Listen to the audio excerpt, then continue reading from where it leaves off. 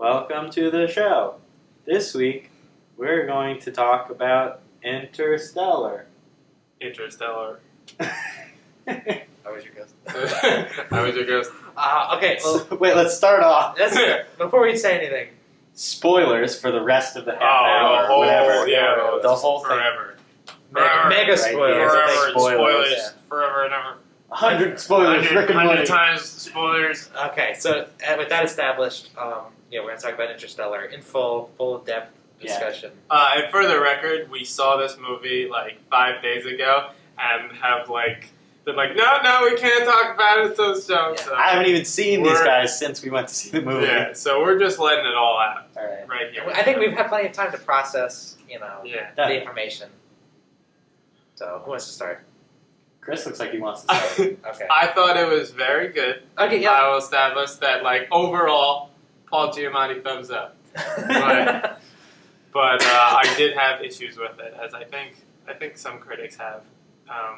It's getting really good reviews. Oh, yeah. It's great. I think it's beautiful too. Just visually, it's Yes. astounding. But I did have some issues with it. As soon as he went into that fifth dimension sort of thing, it took me out just a little bit. Okay. I get it, and it worked for the film, but everything else was at least somewhat grounded, and that just kind of just went over the top to me. Okay. Well, I guess maybe we'll just do opinions, and then we'll get into details. Yeah. So yeah, I also enjoyed the film. I don't think there's a Christopher Nolan movie I've seen that I didn't enjoy on some level. They're all. I have not. I don't claim to have seen everything, but I think there was some online thing that said his worst rated movie was The Prestige, which I thought was a good movie. So I think Interstellar is now the worst rated. Oh movie. really? Maybe now, yeah. I don't know anything about reviews about the movie. I sort of stayed away from looking at anything. Yeah. It has a 9.1 on IMDb, which is incredible, but I didn't... 70-something on Rotten Tomatoes. As far as a movie goes, that's a pretty good score. It's good. And usually it's you'll probably like it if it's 70-something% of people like it. Right. So, but I would like to compare it as we go forward, to his other movies and Right. which of his sort of cliches, which elements that he always likes to include, sort of because some of what he was doing, I think was a bit heavy-handed in this particular film. Right. But what do you think? I liked it, but I thought that it was really predictable. Fair It's enough. Inception and Prestige before it. I'm taking not Batman movies. Yeah. Those ones had it wasn't predictable. There was always the twist at the end. There really wasn't a twist so much, and everything in the first act sets up what is going to happen, what comes back in the end of the movie. So once you get close, I wasn't able to predict obviously the ending, but once you get close enough, it's just I understand now. And then once you understand, and then the movie keeps going with the fifth dimension scene, I was like, okay, I get it. And then they're still there. Okay, when are we leaving? Well, that's the twist, I guess, is of the film is that all the weird stuff that had been happening earlier in the film was actually him. And, everything, yeah, right? a weird time. That's the closest that thing. is the twist, Yeah. but I saw it coming. Once they were there, it was oh yeah, obviously. Yeah, it's in. Yeah, well, you could say that about The Prestige, which I actually just watched very recently. Okay. All the information is there. He Huh. gives you everything you need to piece together the mystery. He doesn't withhold anything until the end. Right. He just doesn't show you explicitly until the end what was happening. So, an astute viewer on their first view could detect what the mysteries are if they pay attention. Also, Most people wouldn't. I was 10 when that movie came out, so. Well, I saw it much later, and I predicted, Prestige spoilers for those who haven't seen it.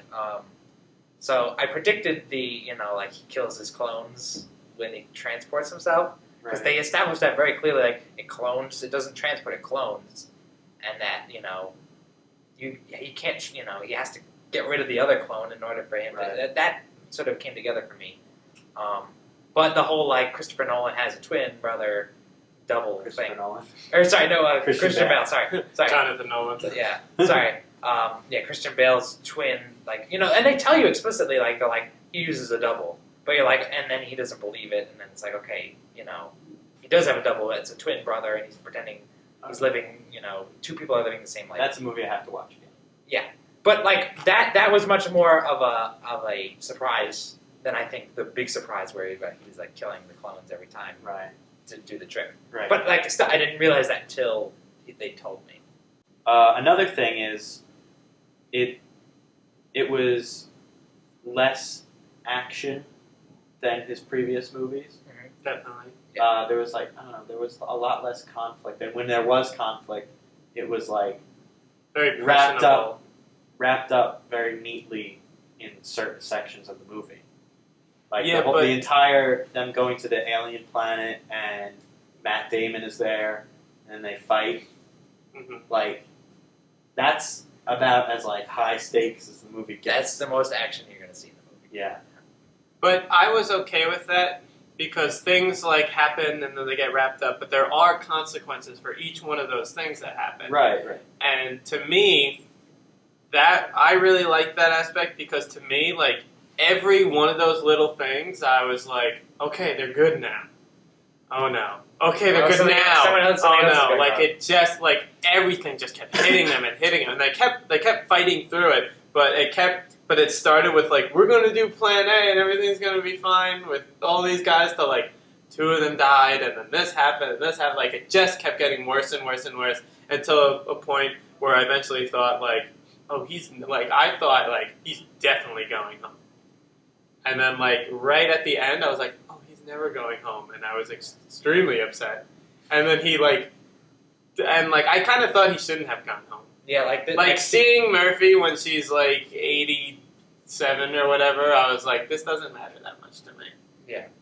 No, so you're saying it would have been better if he had been like if he had died or something, or like Right, he would he, have like, trapped in the other galaxy. He or- saved them, and then he's just gone. yeah, and then she would have known that it was She would him. have known, so they would have still had like the peace between them. Yeah, But like instead he just like was there, had like the aliens moment where it's like, oh, you're this many years old, and here you are, and here's your daughter, Yeah. and he doesn't even care to ask where his son is because fuck him, right? He's a douche. Yeah. like I guess. that doesn't matter. He's like, I need my daughter, but he doesn't care. He was such a douche. He didn't want his family taken away from him. What a bad guy. Yeah, what a Topher Grace with the pipe. Yeah. You got him. Yeah. But one other issue, this is like just a minor thing. I don't care how good at Morse code you are via a watch. You cannot tell somebody like the most complicated black hole equation ever in the Through history Morse of man through Morse code. You just can't do it. There's no way. And he's like, oh, use the watch. Beep, beep, beep. And she's like, I got it. She Like, must have been really good at Morse code. yeah. Both of them must have been like the greatest Morse code Which is people ever. so ridiculous because no one has used Morse code in like Of a course, century. at that point in the movie, nobody has used Morse code in fucking film. Well, like, and I know in the military. She hasn't even used Morse code since she was Since little. she was a little kid. Assume. Well, like in the military, you learn Morse code, I think, and then like Right. so you might have implied that like he was like a pilot or something. Maybe he was like learn Morse code somewhere in his life. But the little girl has no reason to know Morse code at all. Yeah. Besides, she's smart. Yeah. She's just it's like a just genius. like one of those things in the Yeah. movie to be like, her dad's an engineer and she's following his footsteps and she's smart. Like, just Yeah. show that she knows Morse code. I guess it's theoretically possible, implausible, but possible. It's dumb, but it's yes. I mean, their relationship is beautiful in the beginning. It's one, but I might go as far as to say as like the movie got worse when they went to space. I don't know. I just thought, Oh, really? Well, I mean, once you go into space, they like lost all the personal elements that they spent like a half an hour at least yeah, building up for you. Like I mean, but it's not, other than when they receive like the videos from them at home, and it's Right. like, oh, you see like the son gets older in the video, and it's like, oh my god, that's so crazy. yeah. That was a powerful scene. That was It very was a very powerful. powerful Yeah. scene. I don't think it's as powerful as when he leaves. When he leaves and like she like just won't give him the good goodbye. Yeah. Like it just won't happen. I was very embarrassed sitting next to Dan and you being like, I hope they're not seeing me crying my eyes out right now. It was bad. It was real bad. And then she runs out. And she's like, "Well, Yeah, I do no. want to say And then I was goodbye." like, don't look at me, Dan. Don't look at me. And then the smoke. The dust is gone. The dust Yeah. gone. Yeah, when it went back to Jessica Chastain, I kind of thought like that whole thing kind of like took away the like. I thought like, man, we're not going to see Murphy again for like another 2 hours, and I'm not wearing a watch. I don't know where but like, and then like when it became established that like, oh, she's her own character and they got their own little story going on. Yeah. I kind of was like, I thought it was better that it was like, we have no idea what's going on Earth. We have no idea how much time has passed and this and that. And like getting the messages, like even if we saw just what he saw, I think it would have been better. Yeah, and I that is a very good point, and I agree with you on that. I think it would have been cooler because what's going on in space is more interesting than Yes. anything that happened on Earth. Visually Yeah. and Visually. like Story-wise. story-wise, it was very interesting. That's what I was expecting going into it. I was expecting them to visit like all these planets, like how in Inception they like second half of the movie at least is them going into that guy's dream, Yeah. and then deeper and deeper into the Yeah. dream. So I thought it would like sort of parallel that. Okay, but well- it's just these more ridiculous things. Well, that's what I want to. Okay, so I want to sort of look at, I guess, more Christopher Nolan sort of elements Right, yeah. that he puts in Do his that. movies, because the most glaring thing here for me is that the Prestige is a non-linear story. He's jumping back and forth in time a lot right, in that story. right. So he's constantly cutting, and what he likes to do is he Same likes thing to with Memento. he likes to draw parallels. Memento's kind of just backwards. But Yeah. Right, there is time jumping. You know, he likes to play with time and like comparing two different points in time and the similarities, and he exploits that Right. to tell the story in a cool Right. way. And Inception is sort of the same thing, where it's like it's not differences in time exactly; it's like different layers of the Right. dreams which go at different speeds. Alter the time, and I guess this is the next step in his And time-related movies. yeah, Right. yeah, he always has that time warp element. So like every layer in the dream you go down, it's slower, and it's the same idea here. You go on the planet next to the black hole, and every hour is 10 years, and like Yeah. same exact idea. Yeah, And he's still trying to play around with like, that whole like climax of the movie where like I guess climax where like he's in the fifth dimensional library and like and Earth, it's like we got like this sense of impending doom because the brother's coming back or something. Like he's cutting back and forth these dramatic moments, but like it doesn't really work the same because right. I don't care about really what's happening on Earth. I just want to see what happens in space. And like I agree with you, like. So he wants to do that, like compare different time zones and different stories together. Yeah, it worked better in the space scene with the videos rather Yes. than the fifth dimension. Yeah. Well, he kind of does the same thing in Inception, where you have like Joseph Gordon-Levitt, tying everyone up in the elevator in one dream level, and then you have everyone in the next dream level, and you're In the trying. van, He's trying slowly to falling, in the yeah. van. He's trying to sync it all. Well, Which is Interstellar's fifth dimension is like Inception's limbo, Sure. right? Where you don't know how much time is passing. You don't know if Leonardo DiCaprio is going to stay there forever, if he's going to die, or whatever. How is he possibly like this impossible problem that just like fixes itself via plot, or Yeah. whatever. Via magic. Imagine. But they don't explain it in Inception either, like how he. Well, doesn't Ellen Page come in and ruin everything? No, like she dies in limbo and somehow escapes or something because she gets pissed off a building. I don't know how that works. I don't know. But Yeah, like the whole point with at the end of Inception was that Leonardo DiCaprio, he resolves his like dead wife plot. His Like he lets reason for not being able to be, which is really the core of the movie. The entire movie is sort of Yeah. based on that, Yeah. and also less important, but actually more important to like the whole dream plot is like the relationship between the son and the father, like they're trying to get the dream from. right. Yeah, those two human relationships are what form the core of the movie. Right. And here, the core of the movie is the father-daughter relationship, Right. which is kind of heavy-handed for a lot of it, I think. Like, it's fine to have that as the core, but towards the end it gets, like, so it goes off the rails when you enter the black hole. Up to that point, I think it was really good. Yeah, right. I was trying to make some sort of point, and I totally tangent off. Oh, that's fine. I think Interstellar, as a basis, is like the more extreme Inception. It's like Inception had a bunch of action, so a bunch of people could get into it. It was really cool. Whereas Interstellar was like, it was like more extreme science that you want to pretend you know something about, but you just know it just won't happen. But it was also like way more intense visually. That's the way I kind of thought of the movie when we were done seeing it. Is that like it was just like the more intense everything of Inception. Well, I guess the question would be like, so this movie is riding a fine line between being really science fiction, very science based, space adventure, and sort of like a human drama that sort of appeals to general audiences. Right. And he has to balance that because he doesn't want to isolate most people from his movie, but he also really likes the science stuff that comes very clear. Right. I thought the movie was a lot like 2001. Yes. Yeah, absolutely. Definitely. Huge influence. There's like, it's basically like, let's take 2001 and make it make sense for everyone.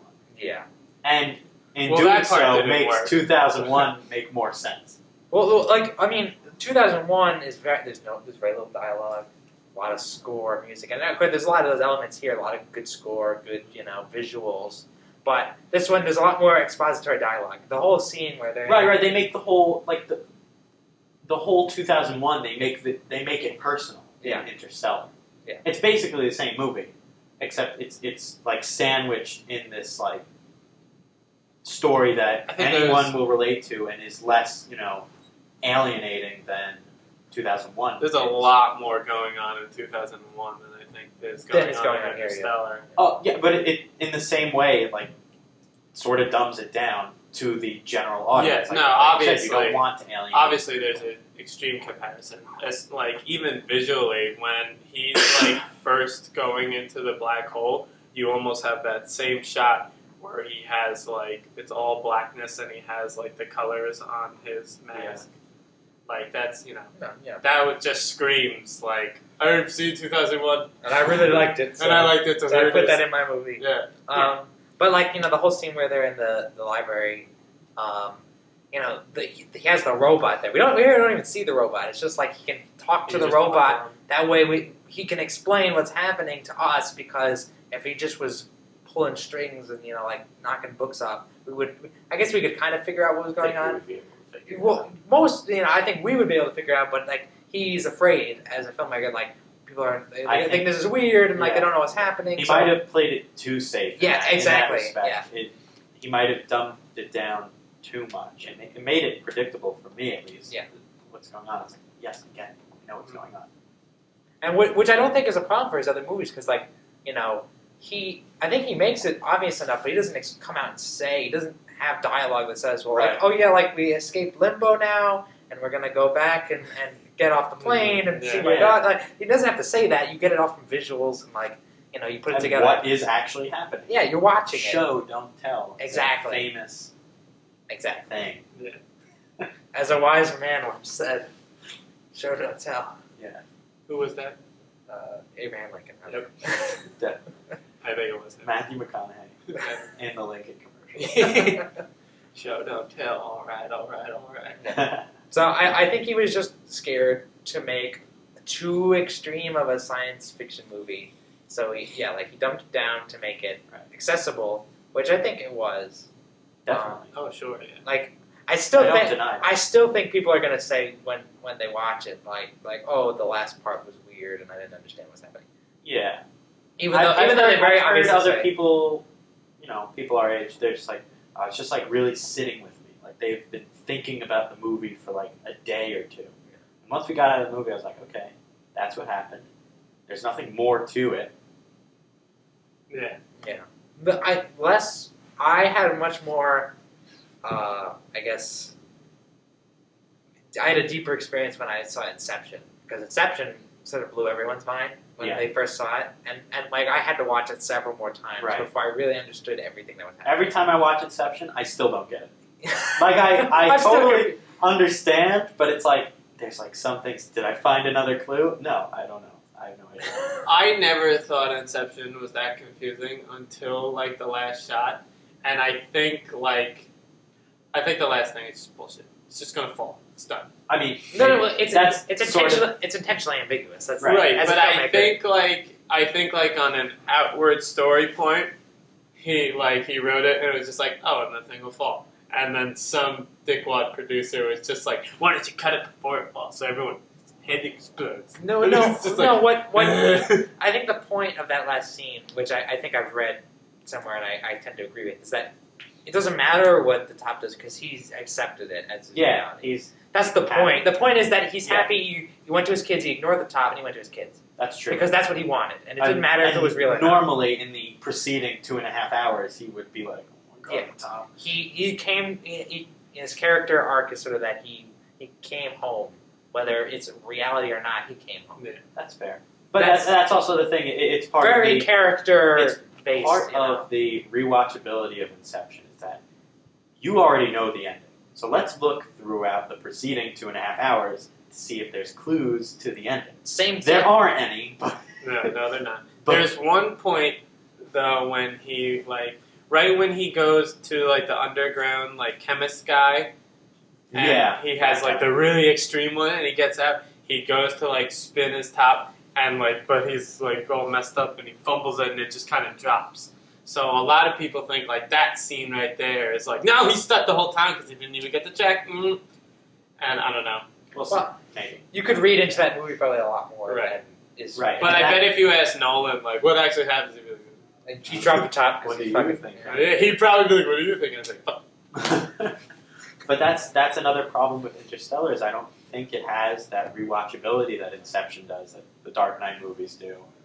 It's even the Prestige. I just watched that, and I knew the ending. I'd seen it several times before that, but But he does such a good job layering the movie and foreshadowing everything. Right. That's really cool because you say oh, this is foreshadowing this that's going to happen later, and this foreshadows this, and you can see where he's going.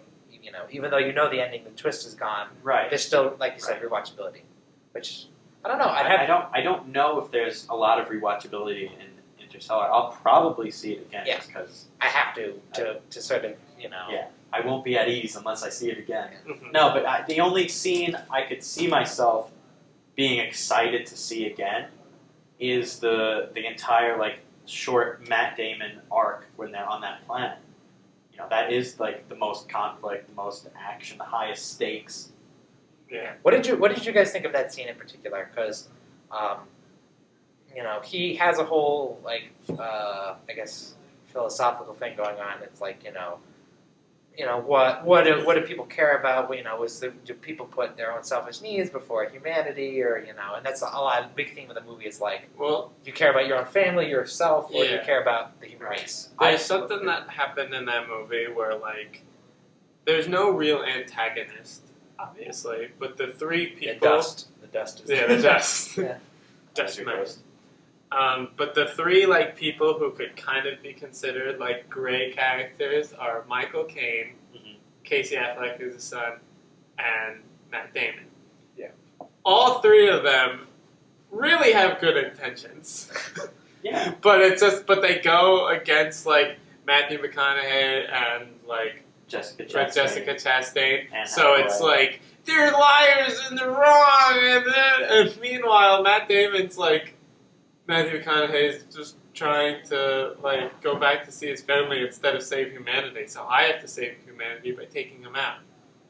And he was, I think you had to add that he lied about the surface, or else it would be well, he's kind of right. Matthew McConaughey's selfish. Oh yeah. So you're saying if it had just been that was actually a viable planet, but he didn't want Matthew McConaughey to take the ship because he would need the ship. Right. To actually achieve the mission. But I guess he only needed the ship because he needed to go to the other planet. Because he wanted to escape, but because the idea is that he's selfish and he's trying to save himself. That's what makes him a bad guy. Yeah, but he's actually just trying to save humanity.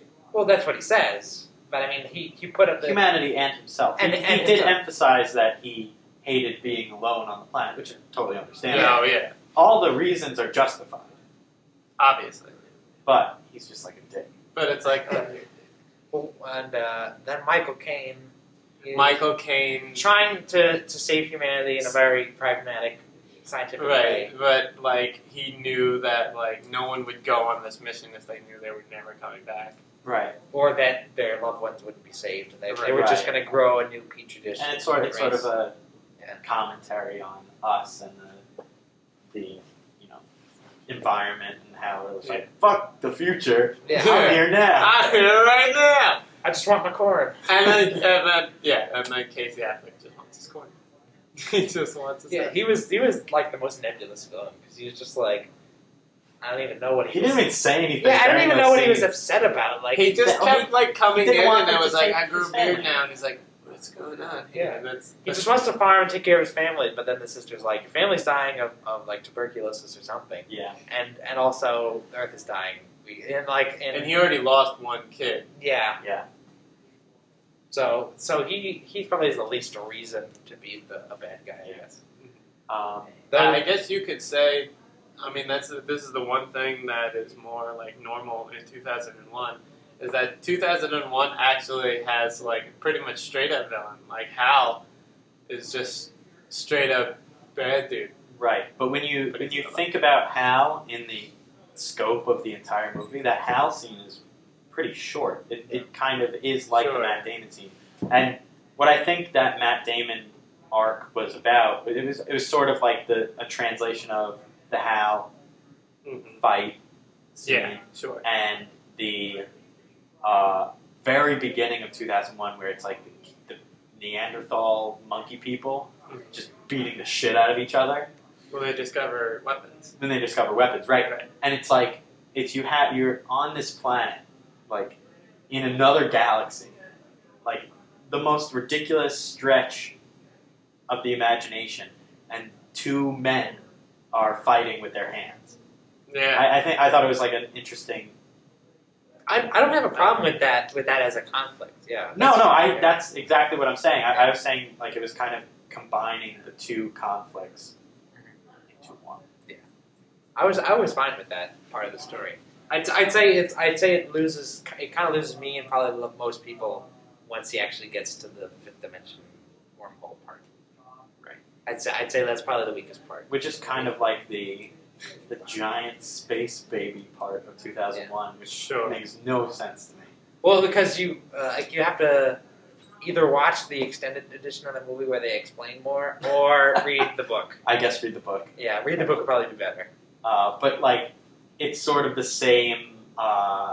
Like, Goes off the deep end at the end, Yeah, and, it's just and, very- and I think he it's was very strange. And the other thing I wanted to briefly mention. So, the fifth dimension is created by humans of the future, or like higher beings that were humans I don't. and now exist outside of time. Like that whole part kind of lost. But me. that's the thing. It really doesn't matter. Yeah, It doesn't You matter. can watch the movie again to try and figure it out. I'm just but- curious. Yeah, Yeah. But you know what? It could have been worse because the whole time when they were mentioning quote unquote them, like, ooh, they made this black hole that brought us to another galaxy, and Oh, like, someone handshake. put this here. Or like when Anne Hathaway's like, oh, I think I got a handshake. I was so afraid that there was going to be like at the end of the movie they land on some planet and they were just being, like be some weird like aliens that are like, oh, thank you aliens, and they're like, I don't know, like You're welcome. that. Yeah, I was glad there were no aliens in that. I really thought that was going to happen though.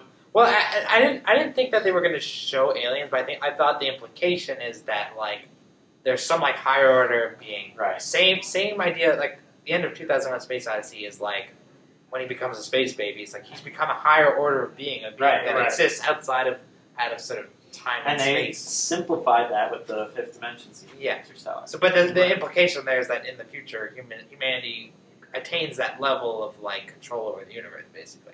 Right. Which is, I don't know, it's.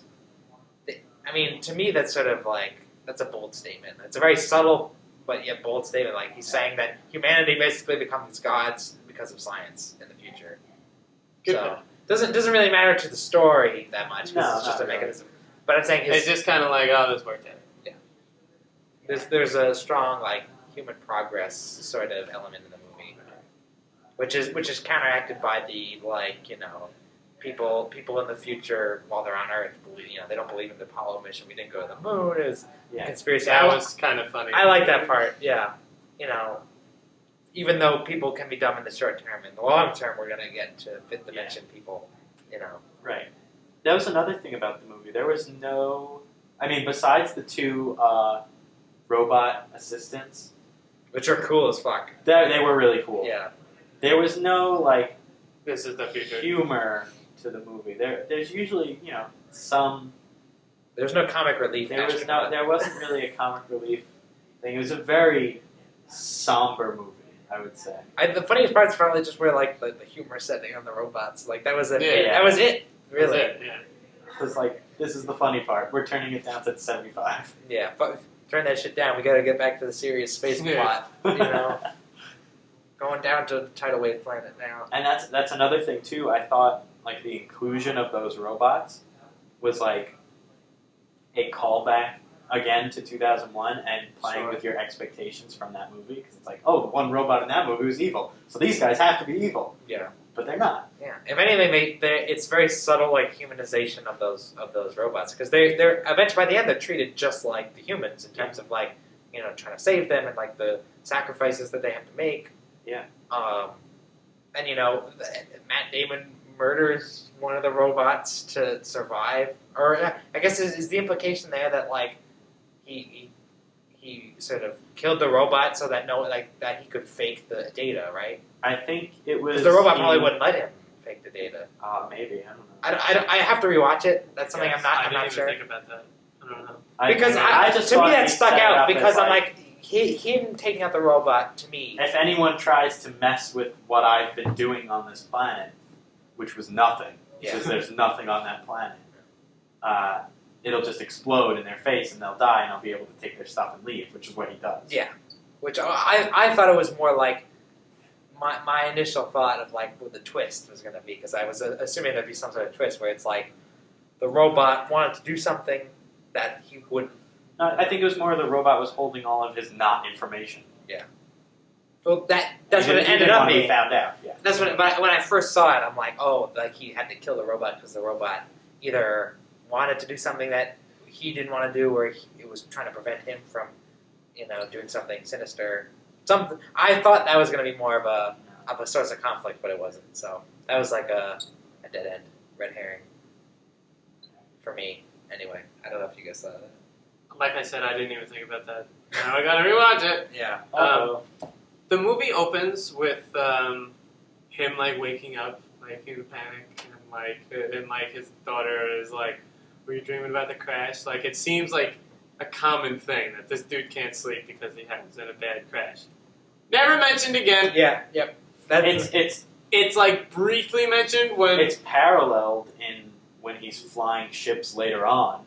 No, but okay, so in Inception, a big part of it is he has a psychological he can't let go of his wife, and that affects everything in the movie. Yeah. That's constant, and I thought they were doing the same thing when they set that up. That it starts with a scene of crashing. You think he would have anxiety about flying another ship? No, and then he's I gotta go, Murph, and then it just cuts to him yeah, there would be some sort of there's a scene early on when they're in space where he's trying to do something perfect example when they're trying to do the airlock hatch the first time he does it could he does it perfectly, but they could have played with he's nervous or he's doing fine, and then he has a flashback, and then he's it starts to go bad, and maybe they didn't want to do that because that's kind of cliche. It is, but then why just have the scene?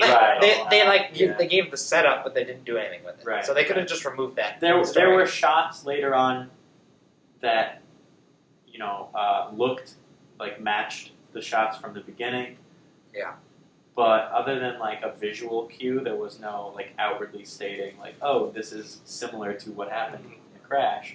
The only information that it gave was relevant is that he was training to be a NASA pilot at some point in his life, and then he was the best one. He was the best, Of course. but he had crashed for some reason. Even though he Top was the best. Gun. Yeah. If he's the best pilot, why wasn't Tom Cruise playing him? Tom Cruise plays the best whatever in every movie. Because he is the best.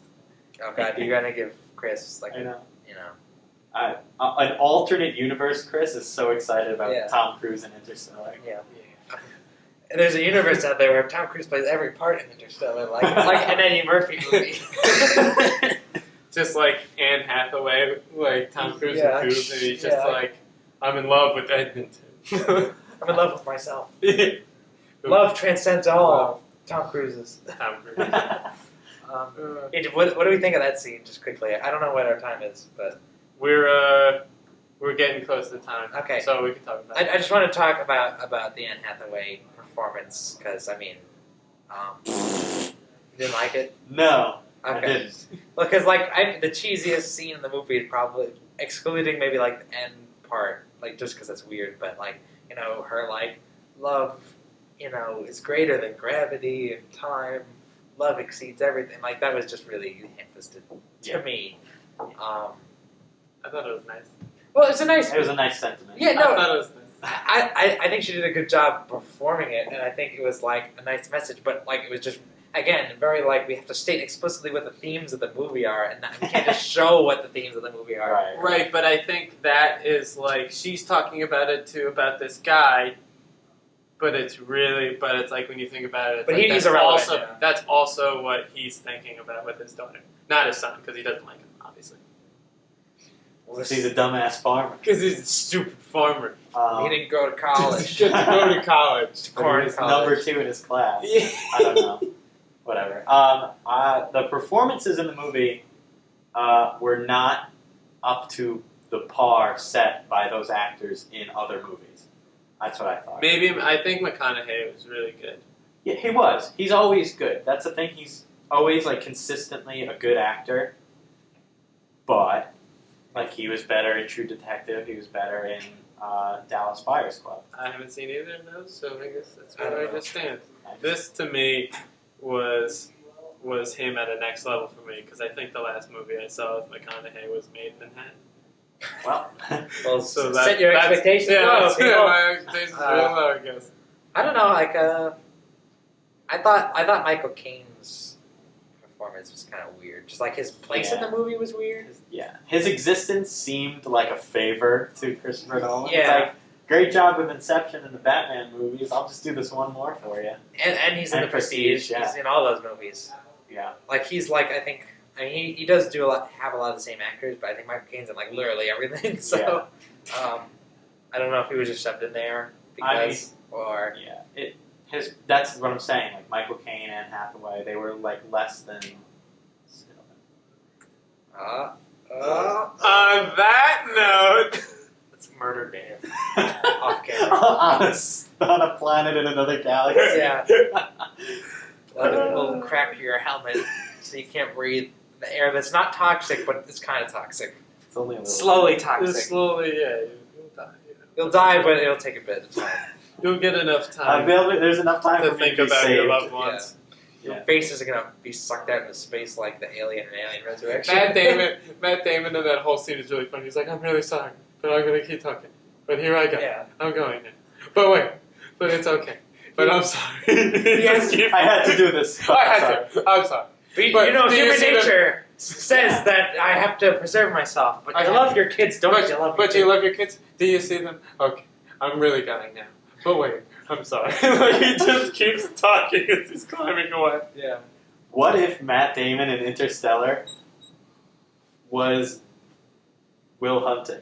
What if that is where he, at the end of Good Will Hunting, what if he drove off Into the NASA building. forever and didn't go to the girl? He went to NASA, and Yeah. now he's on another planet, another He's on galaxy. that planet. And he's like, I thought I didn't need anyone, not my 12 brothers and not Minnie Driver. He's like, but I did. So I'm sorry. And here I go. I'm going. All right. I think I think I that's think, it. yeah. that's sufficient. I have to rewatch it to get more information, but good. I would probably recommend it. Oh, yeah. I would say see it so that other people can have opinions about it. Yeah. I'm not gonna because we haven't done recommendations. We've been talking about movies that are going to come out. Right. I think I would nothing- say these are let's for do review. recommendations real quick. Yeah. I would say see it just so you can have this type of conversation with someone. So on that level, it's great. It's a bit it's a thinking man's movie. It's there's a lot of There's a lot of stuff going on. yeah. It's not like a Transformers movie where you just go and sit down and absorb special effects for 2 hours. Yeah. There's stuff to think about. And you're going to take away some interesting ideas from the movie, which is good. Right. So yeah, I'd recommend it just for that, and the amazing visuals. I think. Yes, Oh, visuals absolutely. amazing. If you like Special effects. movies for like the way they look, The art of it. yeah, That's great. the art of cinema. Mhm. They definitely see it as well. So I don't know any other points or I just want to say that I remember when we were watching it, like the very beginning, through all of like the nice family stuff. I remember thinking like, oh, my mom would probably like this movie. And then as soon as they got into the space and they had to do the spin thing, I was like, oh, my mom would vomit if she saw this movie. So, it's just it kind of has both going on. yeah. Like, oh, it's nice family, but then it's got like, It's both isolating and inviting to your That general was audience pretty at the nice. same time. It was, right? That was something that I was But I like, guess it I was like, I worked because really- it had a physical effect. Wait, Yeah. which scene are we talking about? when they have to spin to turn off the gravity, or to make To match. to Wait, after the airlock explodes? Yeah. Oh, okay, fair enough. No, not after the airlock explodes. The very beginning, it The gets first there. time they dock at the Yeah, ship? the first time Oh, they dock, they and they have do to it twice. spin, so that there's gravity. Like when the guy makes the drum. Simulating gravity. Yeah, with, to simulate with gravity. with centripetal spinning. force. Yeah. Right. Like every time they showed a window, it's just like, and I was like, I hope this isn't the whole movie. I was really like, I hope this isn't the whole movie. See, I didn't even notice that. So Oh, that's On okay. that note, Chris has got ill from the movie. We'll end the review there. goodbye, everyone. Thank you for watching Interstellar. Well, technically, it's intergalactic because they never actually travel to a different star system. Shut the fuck up.